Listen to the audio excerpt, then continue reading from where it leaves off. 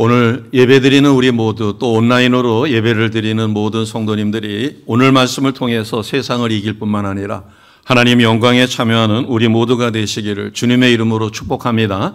아멘. 하나님의 자녀인 우리가 세상의 모든 문제를 극복하고 이 세상을 이길 수 있는 비결이 무엇일까? 또 우리가 하나님 영광에 이르는 길은 무엇일까? 우리 믿음의 선배들의 삶을 살펴보면 초대교회 성도들에게서 그 해답을 찾을 수 있지요. 초대교회 성도들은 세상이 감당치 못하는 성도였다. 이렇게 바꿔 이야기하면 매일매일 승리하는 삶을 삽니다.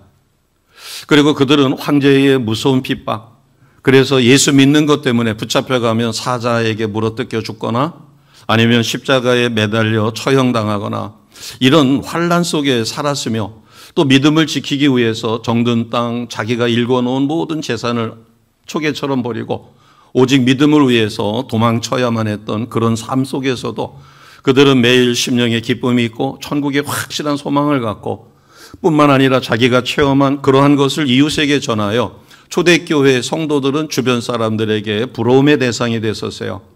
자, 이것을 히브리서 11장 33절, 34절에서는 이렇게 우리에게 가르쳐 줍니다. 33절, 34절 이어서 우리가 선포하겠습니다. 같이 합니다. 그들은 믿음으로 나라들을 이기기도 하며 의를 행하기도 하며 약속을 받기도 하며 사자들의 입을 막기도 하며 불의 세력을 멸하기도 하며 칼날을 피하기도 하며 연약한 가운데서 강하게 되기도 하며 전쟁에 용감하게 되어 이방 사람들의 진을 물리치기도 하며. 아멘. 33절과 34절을 보면 결코 그들이 꽃길을 걸은 것은 아닙니다. 예수 믿는다고 해서 누가 칭찬하고 대우도 더 잘해주고 이것이 아니라 오직 예수 믿는 이유만으로 붙들려 가서 죽음을 당할 수도 있고 환난을 그리고 매맞는 것도 있을 수도 있고 그럼에도 불구하고 자 히브리서 11장 38절에 보면 이분들을 한마디로 이렇게 표현했습니다. 같이 우리가 선포하고 나에게도 이와 같은 삶이 이루어집니다. 아멘으로 받습니다. 같이 합니다. 이런 사람은 세상이 감당하지 못하느니라. 그들이 광야와 산과 동굴과 토굴에 유리하였느니라. 아멘. 앞절에 보게 되면 이런 사람은 세상이 감당하지 못한다. 죽음을 두려워하지 않고 오직 복음, 말씀 중심으로 사라지니 그들에게서 능력이 나타나죠. 이와 같은 사람들은 세상에 감당하지 못해요. 그러나 세상의 눈으로 보게 되면 그들은 어디에 살았다고 그랬어요? 광야, 산, 동굴, 토굴. 터키에 가면 실감난다고 합니다. 저는 아직 터키는 못 가봤어요.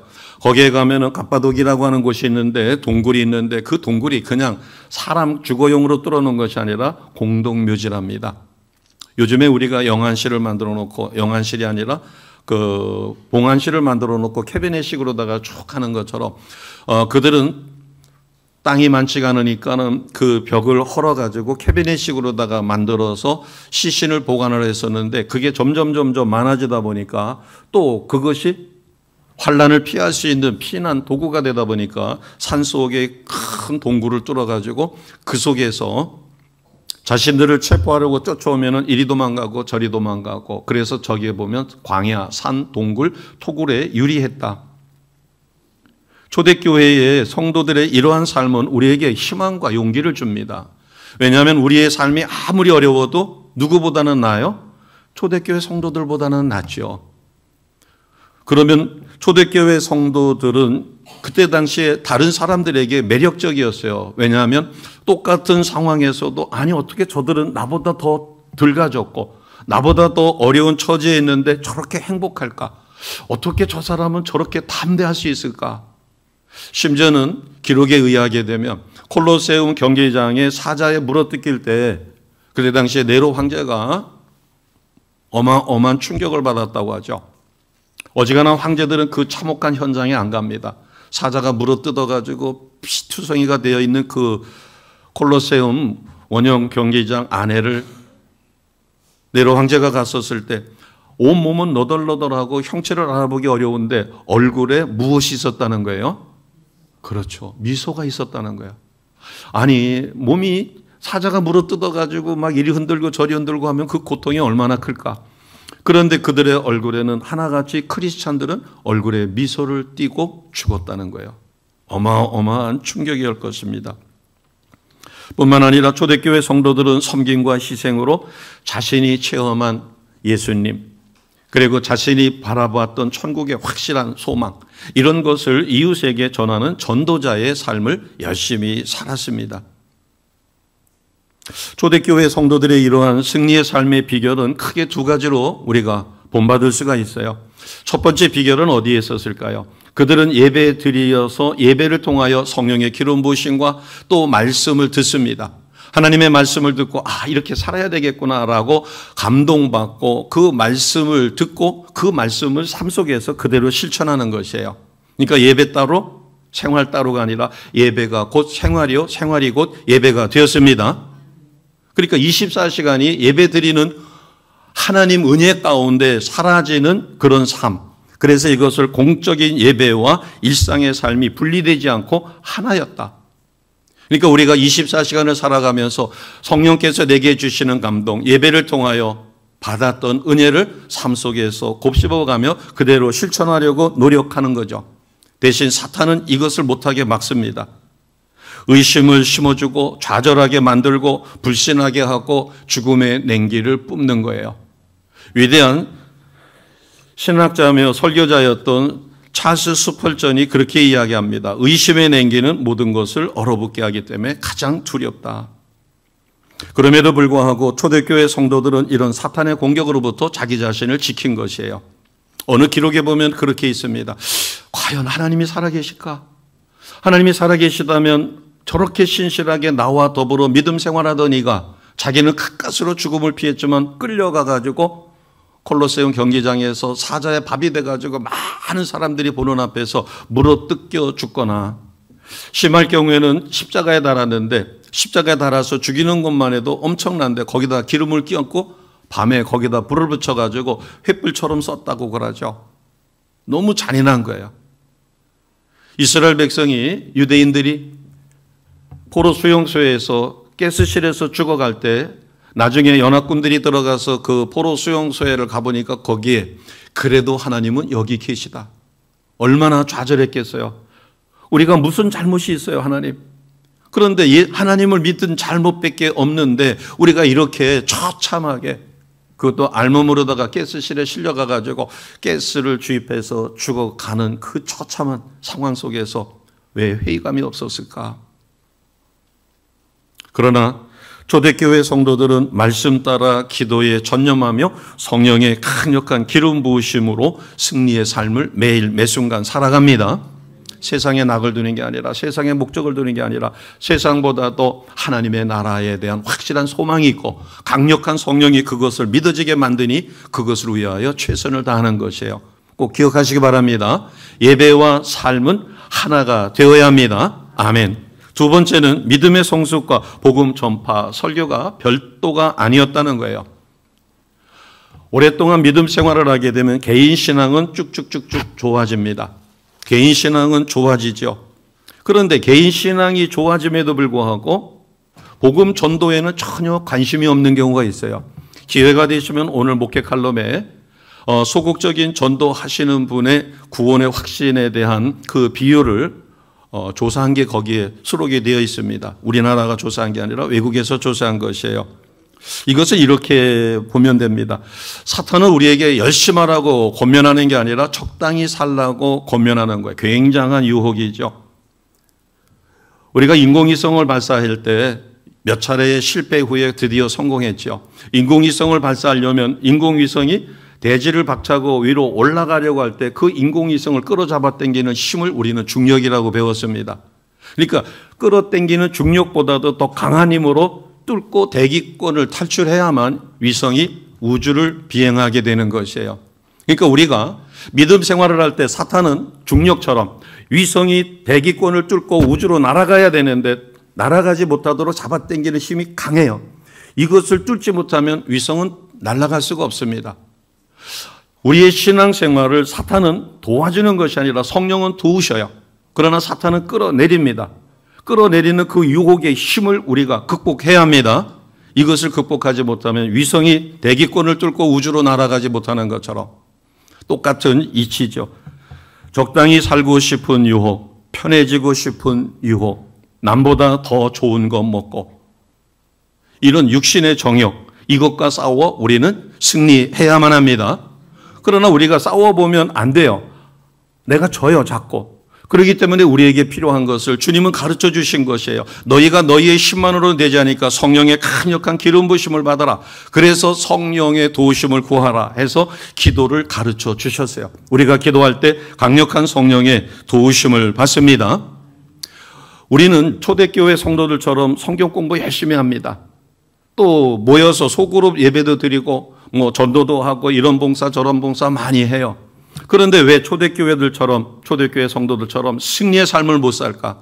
그것은 배운 것을 삶의 현장에 그대로 실천하지 못하고 예배 때 받았던 감동을 저 문 밖에 나가게 되면 예배는 거룩하게 드렸는데 예배실을 벗어나면 세상 사람들과 똑같은 삶을 또 사는 거예요. 그러다 보니까 생활 속에서 말씀대로 성령의 감동대로 예배 때 받았던 감동, 이렇게 해야지 해서 작심을 하지만 작심 3일이 아니라 작심 3초가 돼서 그 말씀대로 살지 못하며 적당히 세상과 타협하게 되고 나중에는 아예 세상과 타협해요. 에이, 뭐 나만 그렇게 사나? 다 그런데. 그러나 우리는 두려워하지 않습니다. 왜냐하면 모든 문제를 해결할 수 있는 그 해결의 답이 어디에 있어요? 하나님 말씀 속에 있습니다. 성령의 강력한 도우심을 받으면 우리는 어떠한 역경과 환란에 있다 할지라도 이것을 이루어갈 수 있어요. 주님은 이렇게 가르쳐 주셨습니다. 마가복음 10장 27절에 사람으로서는 할 수 없어도 누구는 하실 수 있다고요? 하나님은 하실 수 있다. 같이 선포합니다. 예수께서 그들을 보시며 이르시되 사람으로는 할 수 없으되 하나님으로는 그렇지 아니하니 하나님으로서는 다 하실 수 있느니라. 아멘. 두 번째 줄에 보면 사람으로는 할 수 있어요, 없어요? 없어요. 그러나 네 번째 줄에 보니까 하나님은 다 하실 수 있다. 전지전능하신 하나님이 우리의 아버지십니다. 아멘. 초대교회 성도들이 누렸던 승리의 삶의 비결은 다른 데 있는 게 아니라 배움과 삶을 일치시키는 것이에요. 배운 대로, 훈련받은 대로. 이것은 다르게 이야기하면 우리는 에덴 동산에서 하나님의 무엇으로 창조가 됐어요? 뭘 닮아서? 하나님의 형상. 감사합니다. 하나님의 형상대로 창조되었는데 아담과 하와의 타락으로 우리에게 원죄뿐만 아니라 자범죄로 하나님의 형상을 잃어버렸습니다. 그래서 성부 하나님 입장에서 보면 우리가 무엇을 회복해야 돼요? 말씀과 기도의 삶을 통하여 성령의 도우심으로 하나님의 형상을 회복해야 합니다. 자, 이것은 보이지 않는 하나님이니까 보이지 않는 하나님이 말씀이 육신이 되어 보이는 하나님으로 이 땅에 오신 분이 예수님이셔요. 그래서 우리는 누구를 닮아가는 삶을 사시는 거예요? 예수님을 닮아가는 삶을 삽니다.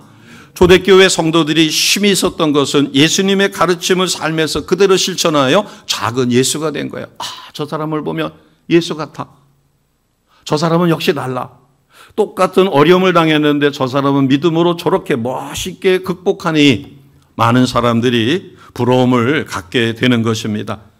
그래서 온전한 제자로서의 삶을 산다라고 하는 것은 바꿔 이야기하면 예수님의 심정을 갖고 사는 것 또는 하나님의 형상을 회복하는 것을 의미합니다.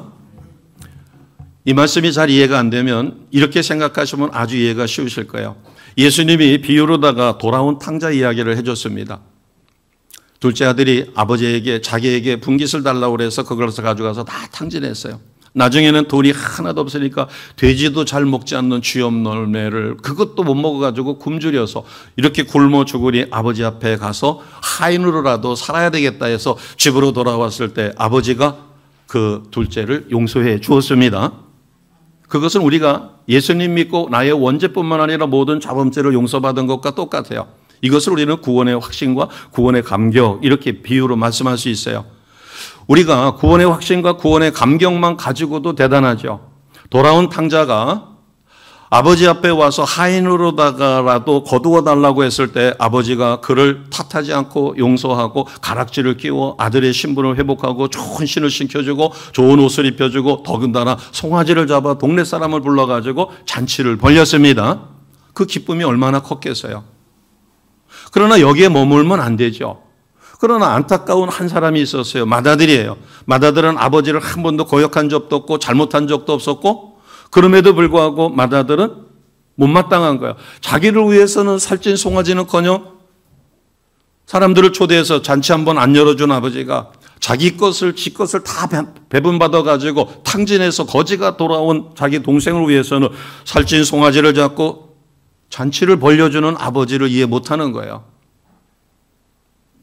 만약에 우리가 큰아들 마음을 갖는다든가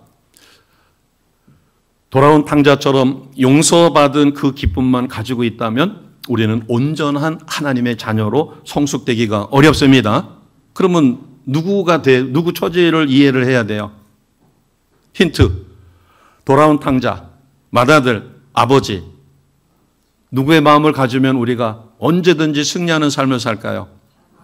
그렇죠. 돌아온 탕자도 품어주고 자기를 이해 못해서 옆에서 툴툴거리며 동생을 미워하는 맏아들도 다독거리는 그 아버지의 심정을 우리가 갖는다면 우리는 초대교회 성도들처럼 언제든지 승리하는 삶을 살아가게 되어집니다.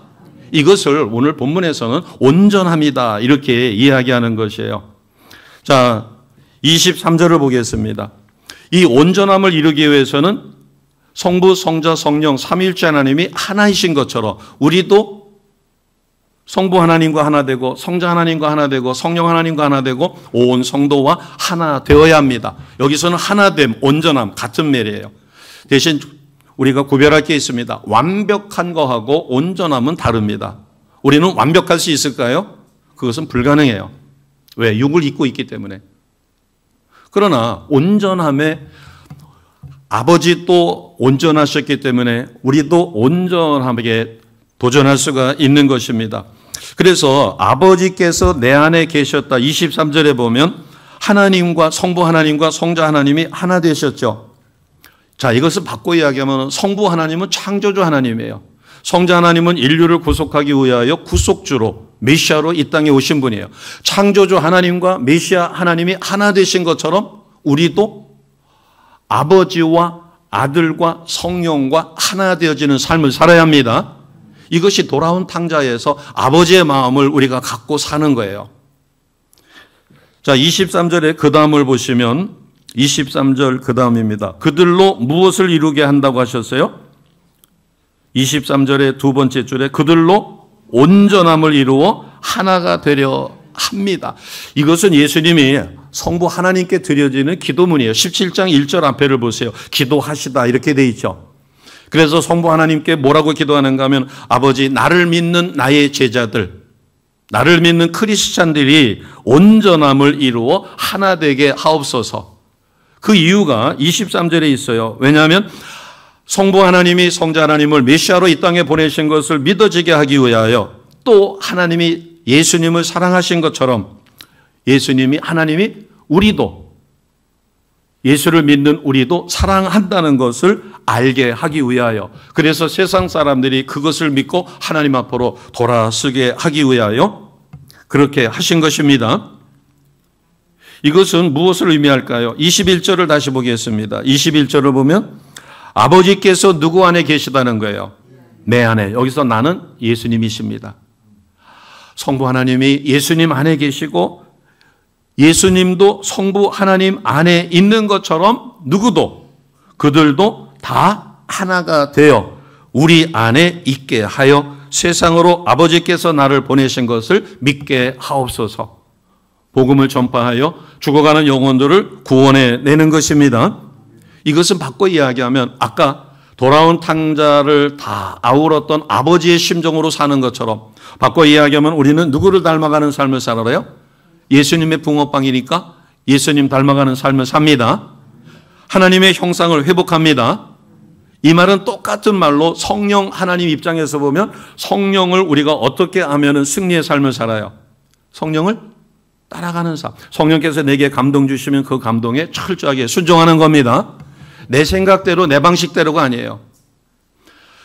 이사야 말씀에 보면 이스라엘 백성은 다 양 같아서 각기 어디로 갔다고 그래요? 자기 가고 싶은 제 길로 갔다고 그래요. 이것은 파멸에 이르는 거예요. 그것은 능력이 나타나지 않습니다. 하나님이 원하시는 방법, 하나님의 형상을 회복하기 위하여 예수님을 온전히 닮은 모습으로 성령께서 내게 인도하시는 그 인도함을 따르지 않고 내가 하고 싶은 대로, 주일 성수도 내 마음대로, 봉사도 내 마음대로, 모든 것을 내 마음대로 하면 거기에는 반드시 누가 틈을 타게 돼요? 사탄이 틈탑니다. 악한 마귀가, 악한 영이 틈을 타요. 그래서 우리가 어떨 때는 내 마음을 성령이 지배했다가 어떨 때는 악한 영이 지배를 하니까 마음이 왔다리 갔다리 해가지고 옆에서 보면 저 사람 이상하다 그래요. 어떨 땐 멀쩡한데 어떨 때는 상상이 안 가는, 상식으로 통하지 않는 희한한 일을 하는 거예요. 오늘 본문 말씀에 성부와 성자가 하나 되는 것은 우리도 하나 되어지는 근거가 되어집니다. 자, 에베소서 4장 4절 말씀 같은 맥락인데 좀 더 확실하게 말씀을 줍니다. 같이 하겠습니다. 몸이 하나요 성령도 한 분이시니 이와 같이 너희가 부르심의 한 소망 안에서 부르심을 받았느니라. 아멘. 자, 11절 12절 같이 하겠습니다.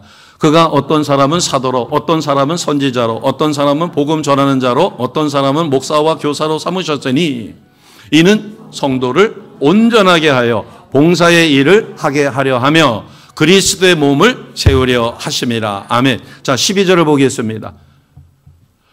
교회 안에 교사도 있고 뭐 여러 개 다양한 인사를 주셨어요. 왜 그렇게 하셨느냐? 그것은 성도를 온전하게 해서 무엇을 하게 하는 거예요? 봉사의 일을 하게 하는 거예요.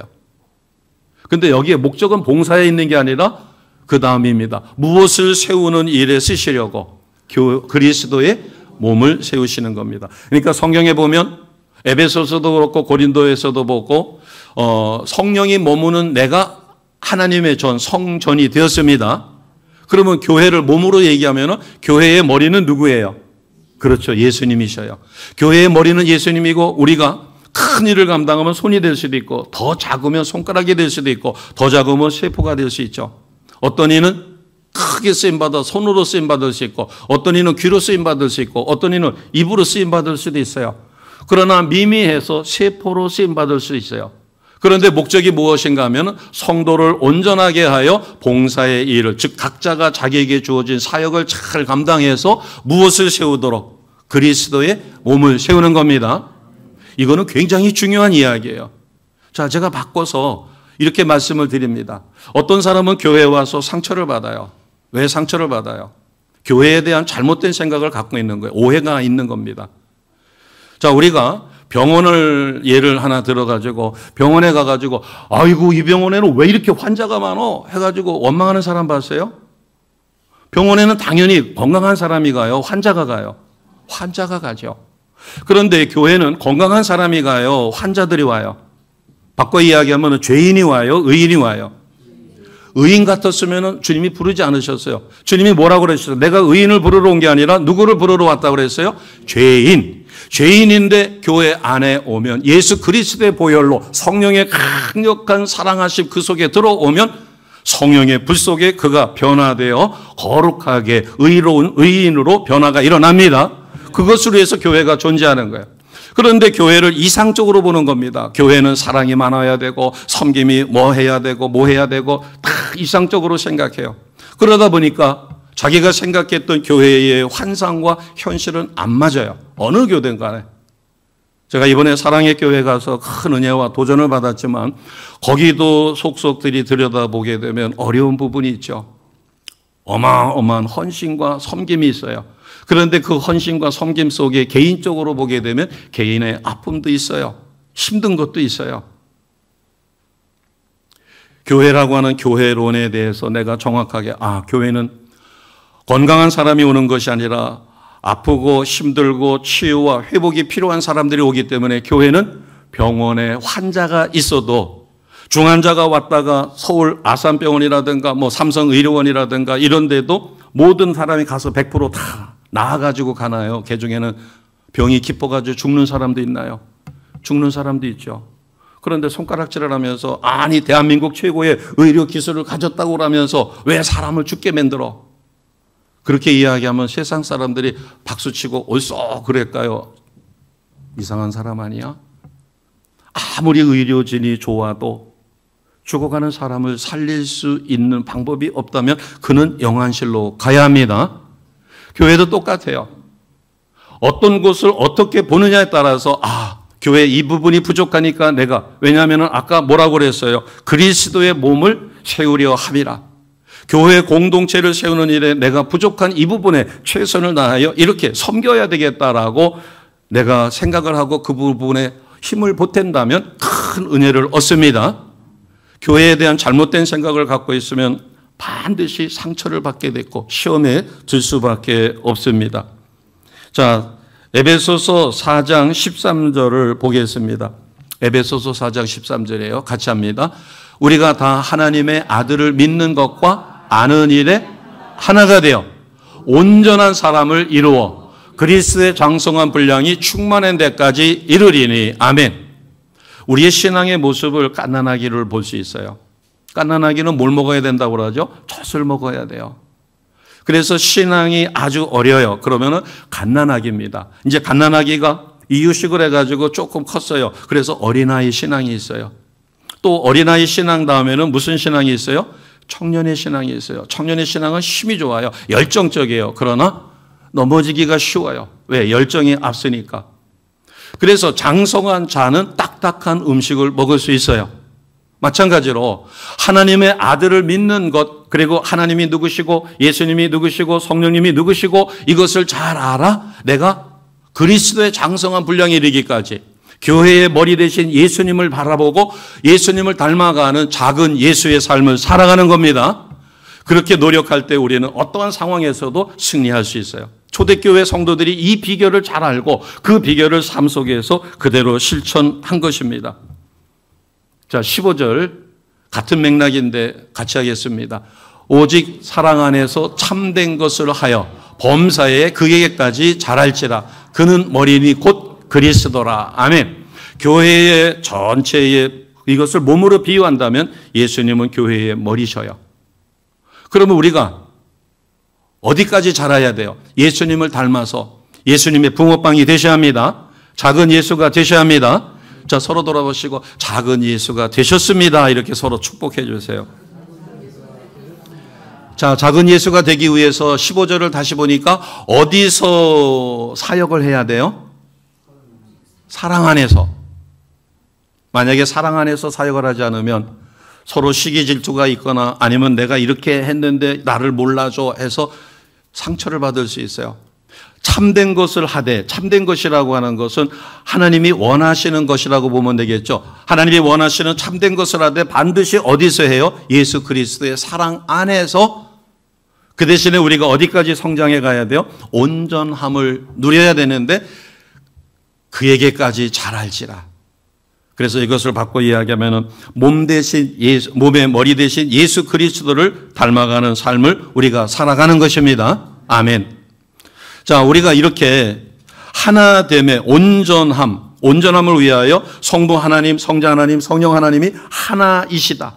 그렇기 때문에 우리도 성부 하나님, 성자 하나님, 성령 하나님이 하나이신 것처럼, 그래서 성령 하나님의 행하심을 예수님이 시기 질투하지 않고 예수님이 행하신 것을 성부 하나님이 시기 질투하지 않고 하나로 그 본질이 하나이기 때문에 하나 되신 것처럼, 온전한 것처럼 우리도 그러한 온전함에 이르러야 되는데, 그렇게 됐을 경우에 우리는 하나님 영광에 참여하게 됩니다. 아멘. 24절을 같이 선포합니다.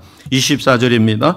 아버지여 내게 주신 자도 나 있는 곳에 나와 함께 있어 아버지께서 창세전부터 나를 사랑하심으로 내게 주신 나의 영광을 그들로 보게 하시기를 원하옵나이다. 아멘. 이 말씀은 간단하게 하나님이 예수님을 통하여 영광을 받으셨습니다. 그러면 예수님을 믿는 나도 예수님으로 인하여 하나님 때문에 뭐에 참여할 수 있는 거예요? 영광에 참여할 수 있습니다. 아멘. 죽어가는 영혼을 계속 기도해서 찾아가면은 물 뿌리고 소금 뿌리고 갈 때마다 핍박을 해요. 한편으로 생각하면은 내가 아쉬운 게 없어요. 그 사람 영혼을 구원하려고 하지, 그 사람보다 내가 많이 배웠고 그 사람보다 많은 것을 가지고 있고 나는 돈이 없어가지고 동냥질 하러 간 것이 아니라 그 영혼을 구원하는데 그렇게 사단에게 사로잡혀가지고 갈 때마다 물 뿌리고 소금 뿌리고 부악부악하고 있는 욕 없는 욕 갈 때마다 얻어먹어요. 그럼에도 불구하고 아유 하나님 저 너무 힘들어서 그만둘래요 그러면은 하나님이 예수님이 십자가에 못 박히시며 나를 위하여 죽어가신 그 모습을 보여주며 나는 너를 이렇게 사랑했는데, 그러니까 더 이상 할 말이 없죠. 영안을 열어주시고 주님이 십자가에 피 흘려 나를 위하여 죽으신 그 모습을 보며 나는 너를 위하여 이렇게 피 흘려 죽었단다. 그 영혼은 너밖에 구원할 수가 없어. 어느 누구도 안 돼. 그래서 내가 너를 그에게 붙여놨다. 그 이야기는 이런 것과 같습니다. 호세아라고 하는 선지자가 있죠. 하나님이 어느 날 희한한 제안을 하십니다. 호세아야, 저기 음란한 여인 고멜이 있다. 그를 네 아내로 맞아라. 그래서 호세아는 순종하는 선지자라서 아내로 맞았습니다. 고멜은 얼마나 음란한지 결혼하고 나서도 음란한 것을 멈출 줄을 몰라요. 그리고 자기 아이가 아닌 다른 사람의 아이를 잉태해서 가지고 옵니다. 또 한 번은 사창굴에 몸을 팔러 갔는 것 같아요. 그래서 그냥 데리고 올 수가 없어가지고 돈을 주고 몸값을 주고 그 여인을 고멜을 데리고 옵니다. 자, 우리가 상식적으로 생각하면 같이 살 수 있을까요? 없을까요? 없어요. 어떻게 살아요? 그것도 한 번도 아니고 두 번도 아니고. 심지어는 자기가 부족함이 없이 최선을 다해 주는데도 뭐가 부족했는지 몸 팔러 갔다가 거기서 잡혀가지고 돈을 지불하지 않으면 그 여인을 아내로 데리고 올 수가 없어요. 그런데도 하나님이 그 여인을 돈 주고 데리고 오라고 하는 거예요. 우리가 그것을 깊이 묵상해 보면 그 고멜이라는 여인의 모습은 우리가 손가락질할 여인의 대상이 아니라 바로 누구의 모습이에요? 나의 모습이에요. 내가 누군가가 나한테 복음을 전할 때 전하자마자 아멘 감사합니다. 예수 믿겠어요. 그렇게 했어요. 하나님 진짜 계셔요? 아유 하나님이 어디 있어요? 있으면 내놔봐요. 내가 믿을게. 우리가 하나님을 대적하기도 하고 때로는 믿었다가 조그만 어려운 일이 있으면 하나님 왜 나한테 이러세요 하고 하나님 앞에 종조목을 대놓고 하나님 앞에 원망하고 대들고, 어찌 보면 고멜의 모습이 나의 모습이 아닌가요? 그런데 우리가 같이 살다가 나의 배우자가 아니면 내 자녀가 내 부모가 조금 잘못했다고 해서 다시는 안 보겠다라고 했었을 때 주님은 가슴이 찢어질 거예요. 호세아가 고멜이라는 여인을 사랑하듯이 그것을 눈으로 볼 수 있게끔 만들어주신 하나님의 사랑이 호세아와 고멜의 사랑이잖아요. 그것을 우리가 영적으로 생각하며 내가 지금 너무 힘들어요.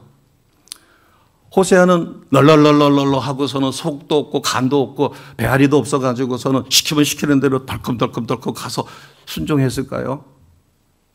왜 회의감이 없었을까요?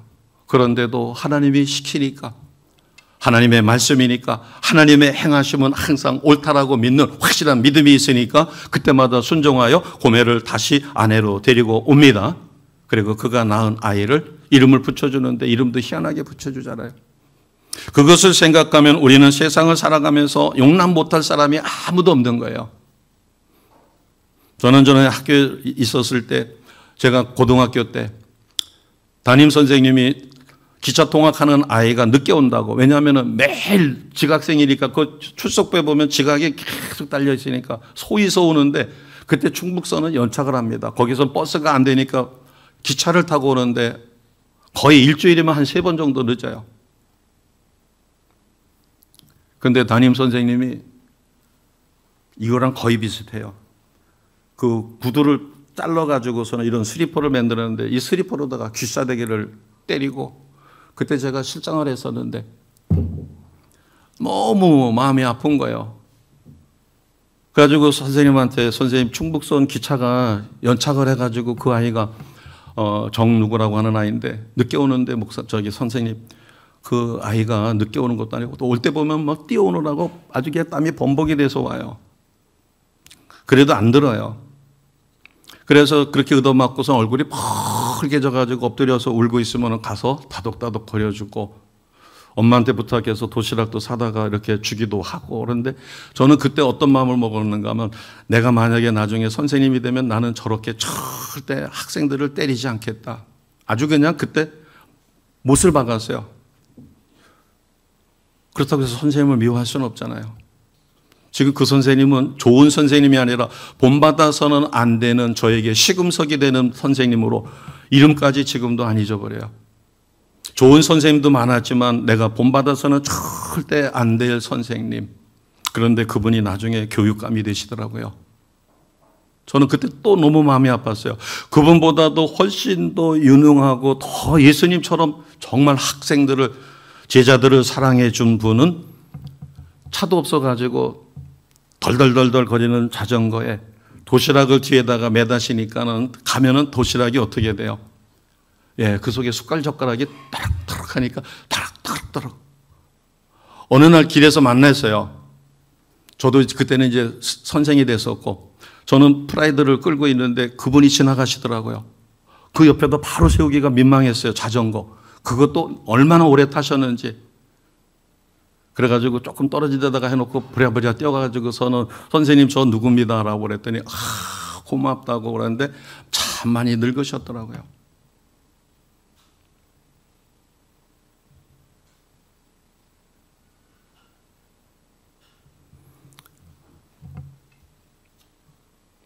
우리가 어떤 내가 겪었던 상처가 있다면 그 상처는 어느 누구도 같이 가질 수 있으니까 하나님이 내게 은혜를 주시면 그와 같은 아픔이 있는 사람을 보듬어 안고 끌어안고 다독거려 줄 수 있는 그런 위치가 되면 은혜를 입었던 사람은 우리를 통하여 우리의 그런 섬김의 모습을 통하여 누구를 보는 것 같아요? 예수님을 보는 것 같습니다. 아멘.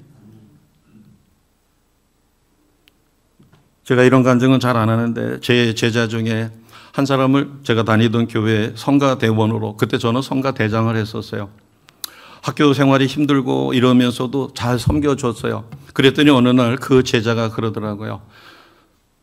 선생님 했다가 대장님, 성가대장님 했다가 집사님 불렀다가 뭐 왔다 갔다 해요. 그런데 참 제가 너무 감사하면서도 민망하면서도 좋았던 것은 집사님 그러면서 어느 날은 집사님 그러면서 집사님을 보면 힘이 생겨요. 그래서 왜? 학교 생활 어떻게 하시는지 제가 뻔히 알고 그 다음에 공부까지 하시고 이러는 거, 그때는 대학원을, 일반 대학원을 할 때니까 그걸 아는데도 성가에 와서 어떨 때 막 입술이 붕켜가지고 그러는데도 성가대원들 신방도 해주고 잘 섬겨주고 먹을 것도 사주고 지휘자를 받들어서 이렇게 하고 이러는 모습을 보면 너무 위로가 되고 힘이 돼요. 자기도 힘들어서 포기하려고 하다가 우리 집사님을 보면 안 되지 해서 마음을 다진대요. 그러면서 어느 날은 그러더라고요. 집사님을 보면 누구를 보는 것 같대요? 그렇죠. 예수님을 보는 것 같대요. 제가 깜짝 놀라면서도 한편으로 이러면서도 진짜 이 제자에게는 내가 조금이라도 더 조심해야 되겠다. 사실 저도 포기하고 싶고 목사님한테 이야기해서 성가대장 못하겠으니까 제가 이러이러한 사정이 있어서 좀 누구를 시켜주세요 라고 하고 싶은 마음이 굴뚝 같은데 그때마다도 저를 다스리는 거죠. 그렇게 해서 그 고난을 계속해서 극복했더니 그런 역경과 환난이 어떤 것인지를 알았던 제자가 저를 보고 누구를 보는 것 같다는 거예요? 예수님을 보는 것 같다라는 그 이야기를 들었을 때 내가 포기하지 않기를 잘했구나. 오해하지 마시기 바랍니다. 제가 자랑하고 싶어서가 아니라 역경과 환난이 없이는 예수님을 드러내기가 쉽지 않습니다. 내가 꽃길만 걸었다든가 학교에서도 룰루럴러하고 뭐하고 했었더라면은 부러움의 대상은 됐겠죠. 동경의 대상은 됐을지는 몰라도 예수님을 본 것 같은 그런 느낌은 감동을 못 받았을 것이에요. 어떠한 처지에 있다 하더라도 두려워하지 마시기 바랍니다. 나의 그런 모습 속에서 내가 성령의 강력한 기름 부으심을 받아 돌아온 탕자의 아버지 같은 마음으로, 예수님 같은 마음으로 하나님의 마음을 갖고 어떤 상황에서든지 살려고 노력한다면 우리는 그것을 통하여 하나님 영광에 참여하는 자가 됩니다.